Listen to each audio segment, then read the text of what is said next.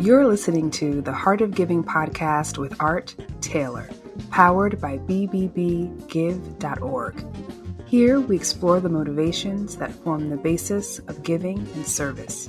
We inspire generosity and celebrate the transformative effects that giving and service have on the human spirit and on community. The conversations featured on the podcast also uncover giving strategies that educate and provide tools to help listeners make impactful gifts of both their time and money. We hope you enjoy this episode. Welcome to the Heart of Giving podcast, powered by bbbgive.org. Give.org is the nation's standards-based charity evaluator, and it's your one-stop source for information on giving and reports on the most asked about charities. I'm Art Taylor. Well, I'm going to sound like a broken record because many of these episodes you've heard me talk about the decline in the number of people giving to charitable organizations. And as I've been saying, we're not sure if this is based on a notion that people are not giving, period. Maybe somehow that their generosity has declined. We don't know that for sure. But we do see this decline over the last 20 some years in the number of people giving to charities. And we are certainly concerned about that because while the amount of money going to charities goes up, the notion that the average person who's working every day, making ends meet at home, managing lots of difficult challenges as you have to in order to manage life, historically they've always found a way to give money to charitable organizations. But somehow, over the last 20 years or so, this is declining. And there could be lots of reasons for this. I've talked about what I believe some of them are in previous podcasts. I'm not going to get into that now. But we have with us today two gentlemen who've recently written a book about this giving crisis, this generosity crisis. And their book, in fact, is called The Generosity Crisis, The Case for Radical Connection to Solve Humanity's Greatest Challenges. This book is a call to action, and it's a hope that we can reimagine a more generous future. And the authors, Nathan Chappell and Brian Crimmins, are with me today. And let me just briefly introduce them, although we're going to talk about their background some. Nathan is the Senior Vice President at Donor Search, and he leads the AI division, and he helps us predict generosity. He was in the nonprofit sector for 20 years and then left 4 years ago to take on this important job. So he's in the tech space. He really kind of helps us use artificial intelligence to better predict where giving is going. And then we have Brian Crimmins. Brian runs a for-profit organization that focuses on helping people find donors and increase generosity. And his organization is called Changing Our World. So we have a consultant, a nonprofit fundraising consultant, and we have an AI gentleman here who've gotten together and written a book focused on this generosity crisis that many of us believe we may have. And as I said before, it's hard to know if we're talking about generosity or if we're just talking about giving to nonprofits.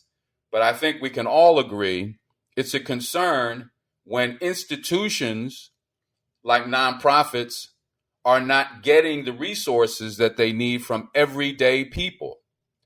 It's a concern because we want our nonprofit organizations to operate independently so that they can truly achieve their goals, or at least have a chance of succeeding with their missions unfettered by large donors who might have outsized influence over what they do. Doesn't mean I'm not thrilled that wealthy people are giving to nonprofits. In fact, I just saw today that one of the wealthiest men in the world, Jeff Bezos, thank you, Mr. Bezos, has decided that he's going to give away all of his wealth in his lifetime. All of his wealth in his lifetime. And believe me, that's not going to be an easy thing to do. But it sends another signal. That the wealthy, fortunately, are doing what they need to do, and we want them to continue to do that. But we want them to be joined by everyday people in supporting the causes and the organizations that matter to them. So, gentlemen, welcome to the Heart of Giving podcast. Let's talk about your book. Well, thanks, Art. Thanks for having us. We love your podcast, and it's great to be able to spend some time with you today. So you wrote this book. What's the impetus for it? Tell us what's in it. Yeah, I mean, the book was probably a 10-year journey doing exactly what you were just talking about, essentially since 2010, tracking this evolution of mega gifts, and then kind of trying to figure out what was going to happen, whether or not that was going to inspire more generosity from the average person, or if the average person may feel like the bucket's full, so my gifts aren't needed. And Brian and I met each other years ago in the philanthropy space, and over a period of a few years, we would sit around and talk about, this doesn't end well. Maybe generosity is manifesting itself in other areas, but for the 10 million people that work in nonprofits and the 1.7 or 1.8 million nonprofits, it doesn't help them very much. And so we still believe in that power of traditional philanthropy, and it's changing. So, we got together, we decided to buckle down, write a book that, number one, I think, is a call to action. Many people have not wanted to talk about this subject for a while. It's been kind of a pretty unpopular conversation starter for the past few years, until about a year or two ago. Maybe the pandemic allowed us to be a little bit more open about it. But the first part is a call to action to just inspire conversation. And the second part is to look at the reasons why this is happening, and then essentially provide a framework for what we think is a more sustainable way of fundraising. Yeah, and Art, thanks as well for spending some time with you today on the podcast. And I love the last few and your introduction here as well. Thank you for keeping the conversation going. As Nathan said, that's exactly what we were hoping to do when we put our heads together and started writing this book, was just to spark conversation. Because I agree with your frame up. I think there are some who would say we're living in the most generous time of our lives, but that doesn't translate to the typical nonprofit, as you said, in terms of people giving. There's different ways generosity is manifesting, which is wonderful. But for the not-for-profit community, the dollars, the checks, the money coming in, the numbers are staggering, as we talked about before we went live. I mean, the current trend downward, as you said, for the last 20 years, Art, has us heading to a point of where 49 years from now, if something doesn't change, just 49 years, philanthropy may cease to exist as we know it. And that's not a good thing for our society. Indeed. Well, what have you discovered in your book that may be, let's say, a leading cause of this? Or more importantly, what are some potential solutions for it? Yeah, I'll touch on the causes maybe a little bit, Art, and then I'll let Nathan some of the solves that we have for it. I think some of the causes, we actually write about a few of them up front. Our book is set up in two major ways. One, we frame up the problem, the crisis, and then two, we write about what to do about it. But I think we're living in a little bit of a perfect storm. You and Nathan were just talking about the age of billionaires committing most of their wealth to nonprofits, which is wonderful.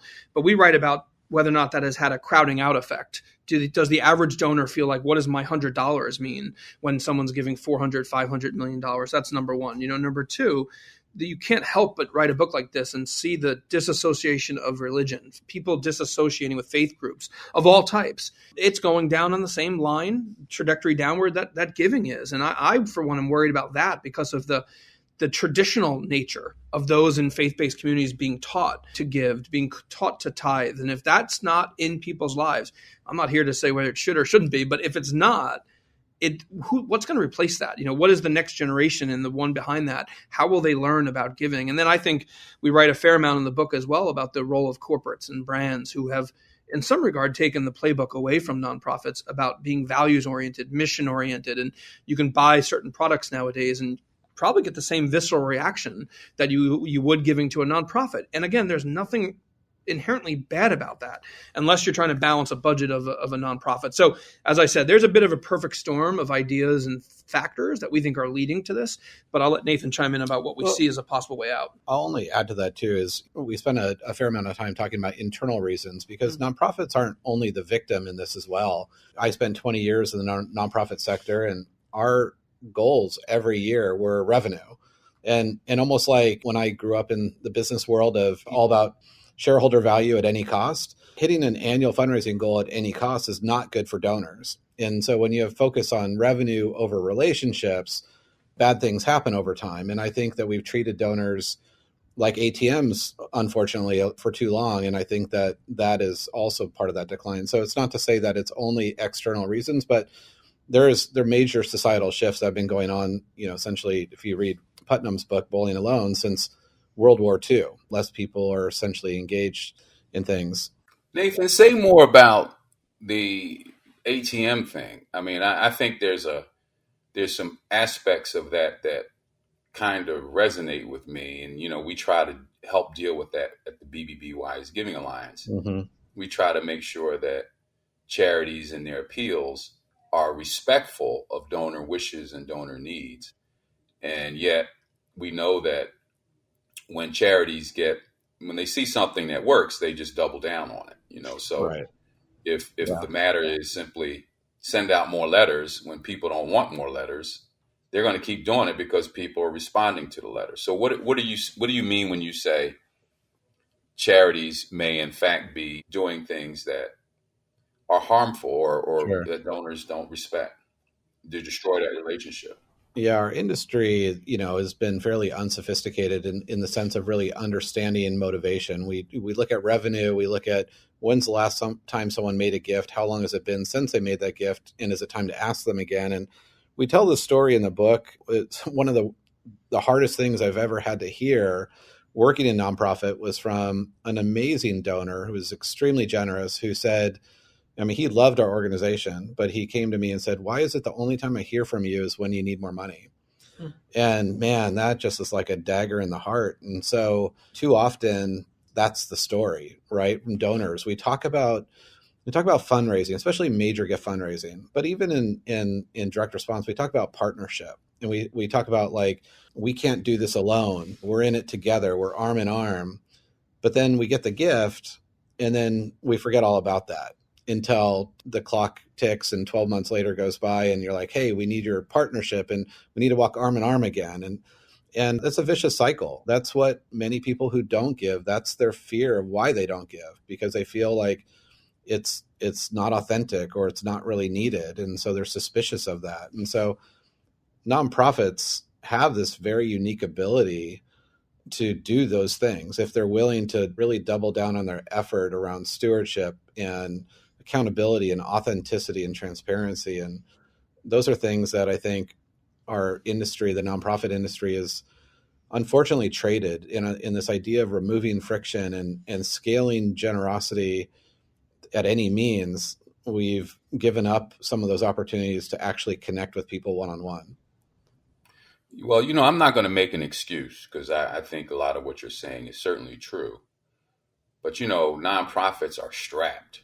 Mm-hmm. And when it comes to development efforts, people don't want charities spending money on development. So it might be all I can do to get to you once a year if I'm trying to grow my donor base.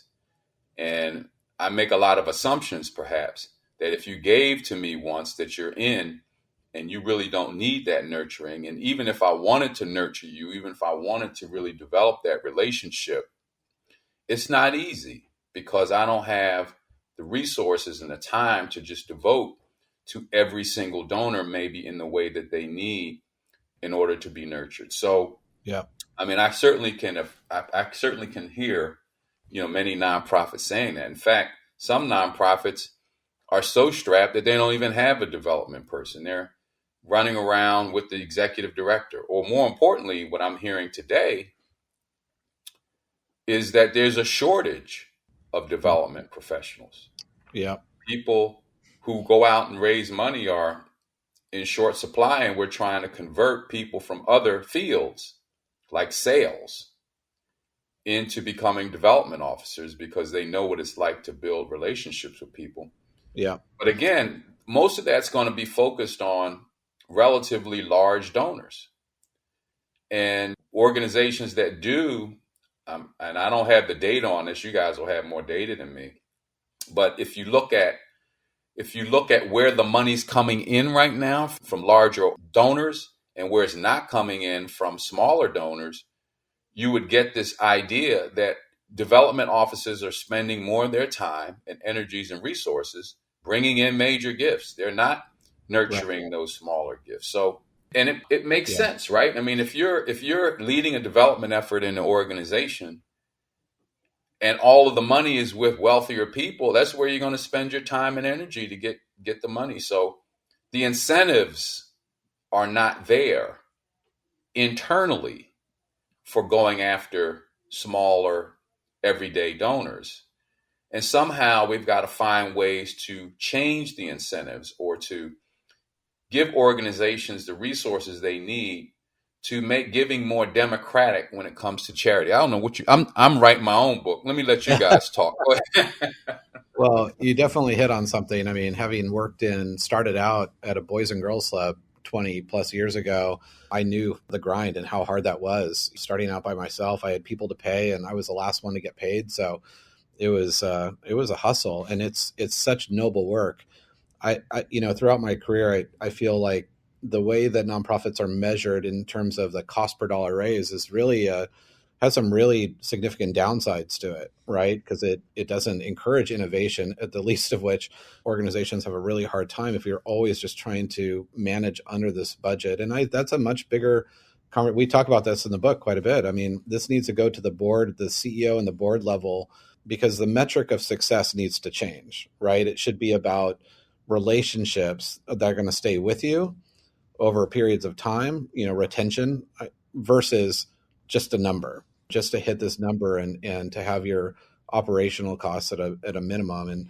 And that's something that's a systemic issue that needs to change. So I'd love to talk to you more and maybe a little bit here about that whole fundraising ratio thing, because our organization is one of the ones that track it. We keep track of how much money a charity spends on fundraising. And what we try to do with that is say there's a threshold, right? You should not spend more than 35 cents to raise $1. And as it turns out, most of the groups we evaluate are able to stay within that. Mm-hmm. Okay. However, in staying within that, are they leaving money on the table? We don't know.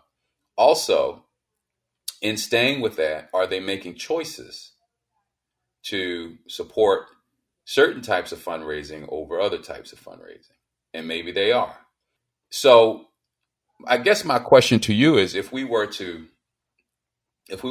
jettison that as a way of measuring fundraising ethics, let's say, because that's kind of how we're looking at it as an accountability thing, what would be a better way or some better approaches or some concepts that we should think about in assessing an organization's ethical behavior when it comes to fundraising? Yeah, it's a great question, Art. I talk to our clients a lot about this question, and this is my own opinion on it. Your 35% ratio, I think, is a good one. I think in whatever percentage you want to say, 80% of the time, I think it's a good metric to keep an eye on and to work within, as you described. I've talked to people in the industry, board members, et cetera, that what if you were in a growth mode? What if you spent 2 years, 3 years trying to, what you said earlier, Art, get broader? As you said, try different vehicles, ways of raising money. So you're not, could there be a case in our industry to be made? Well, that's ethical. That's logical, particularly if it's like any company as well. When there are startup phases, we allow them to spend, 80% of the money, if not even more. I mean, how many companies like Amazon nowadays weren't even making a profit for many, many years, and they proved their scalability. And I think that some of this whole audience that you have, Art, I mean, it will truly understand. I mean, we're not-for-profits are solving society's some of the biggest challenges, right? Or providing some of the more critical services that if there was a tremendous amount of money to be made in them, it wouldn't be a nonprofit addressing them. It'd be a for-profit. So I understand the guardrails. I think we need to be a little bit more understanding of the journey of where a nonprofit is to allow some flexibility. And I know there's some risks even in what I'm saying with that, but I think there's some of that needs to be brought into the industry to allow them to expand and grow. I appreciate that. Also, I wanted to ask you, Brian, you triggered something in me when you said that most people won't give that $50 or $100 gift because they don't think it means much. But I wanted to remind our listeners that we did a podcast a few episodes ago with Professor Amit Kumar, who told us that the amount of money that you give means more to the recipient than you think. So if you give even $1, the recipient is valuing that a lot more than you think they are.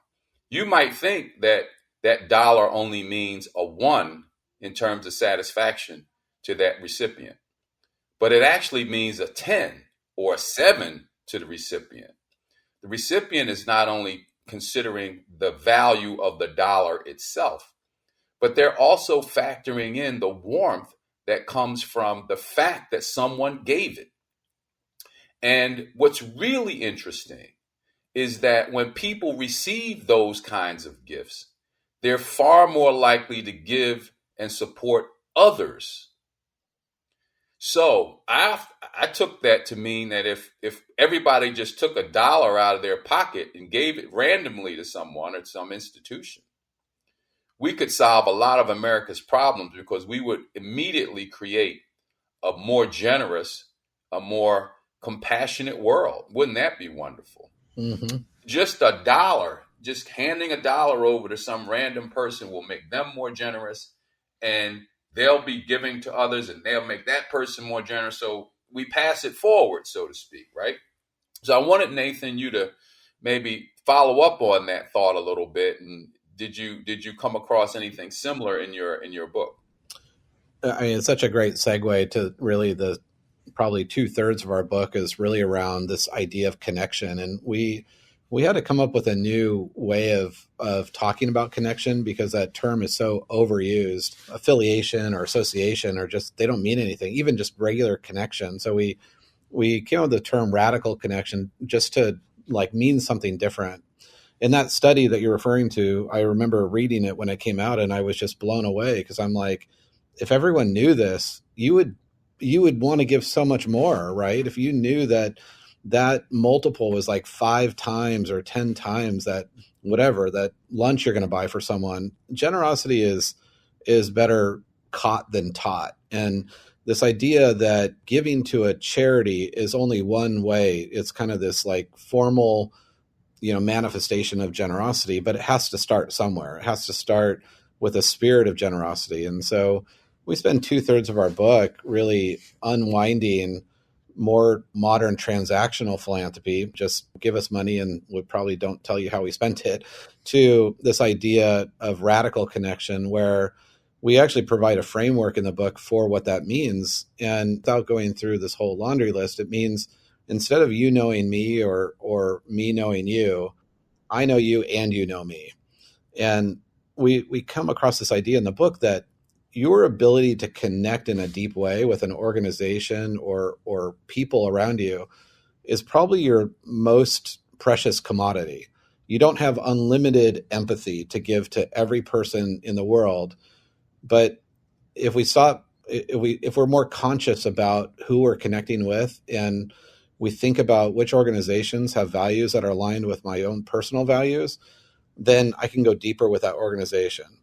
And so this idea of radical connection is really more of this idea that we become a society where we're bombarded with, the average person gets 333 emails a day and sees between 5 and 10,000 advertisements or ad placements a day. We're overwhelmed, we're overstimulated, and we become disassociated with life in a lot of ways. And so let's be aware of that. And then let's look for ways to help in that are meaningful. And then paradox of generosity is that the more you do, the better you feel.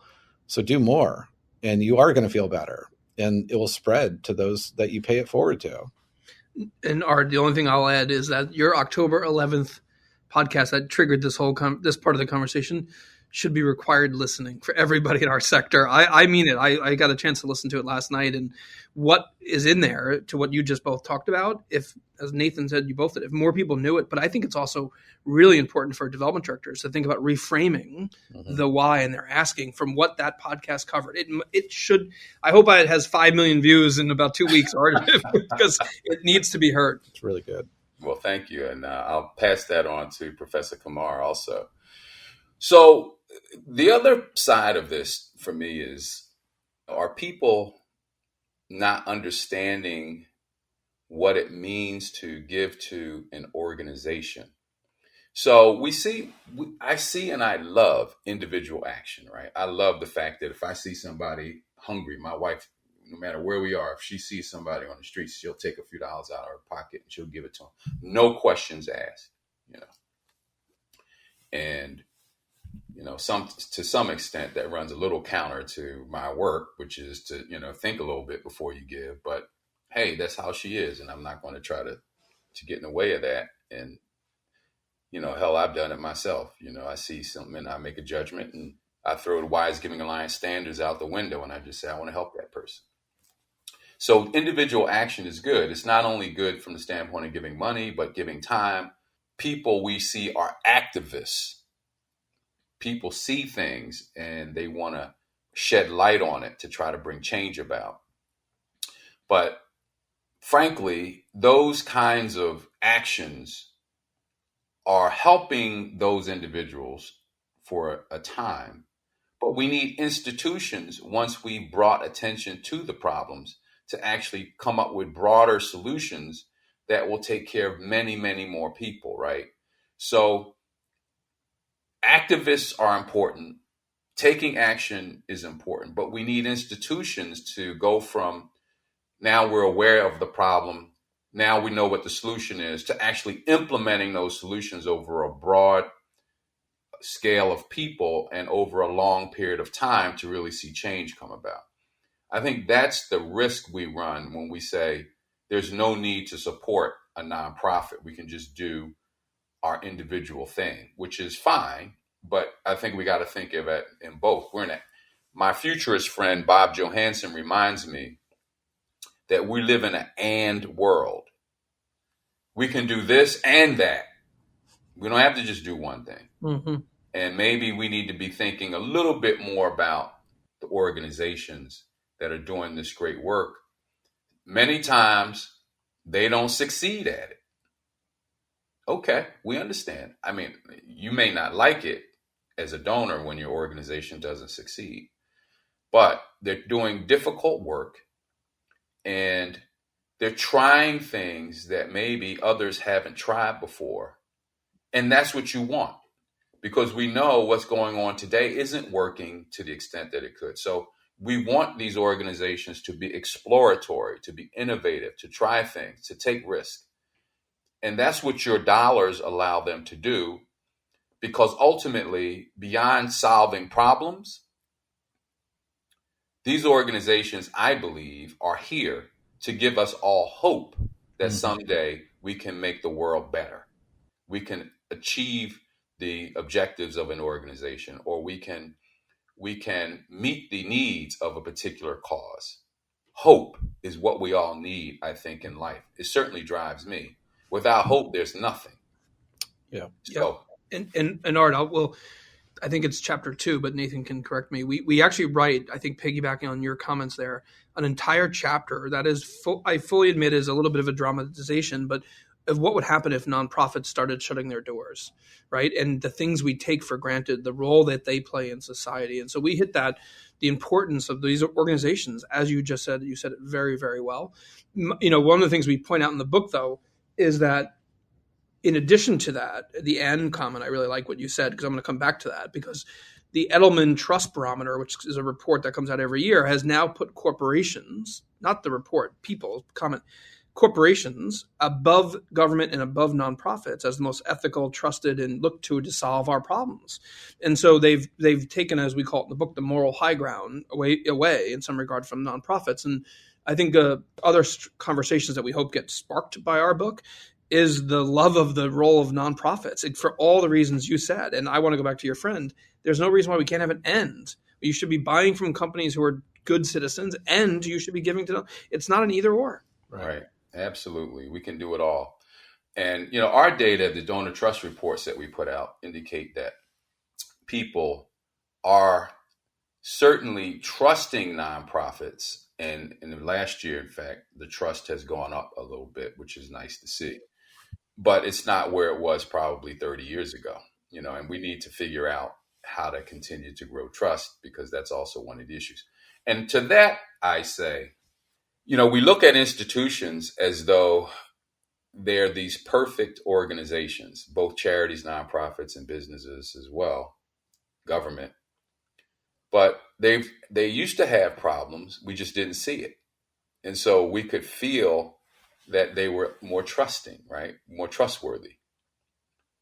But today we can just see everything, every scale, every soar, every mistake now gets broadcast in social media. There's a lot more transparency from these institutions than there ever was in the world. And so now the problems can't be masked anymore. And so it's no wonder trust has gone down. But what I say to people when they look at those statistics is to remember, where would we be without institutions? We got to continue to work to make them better.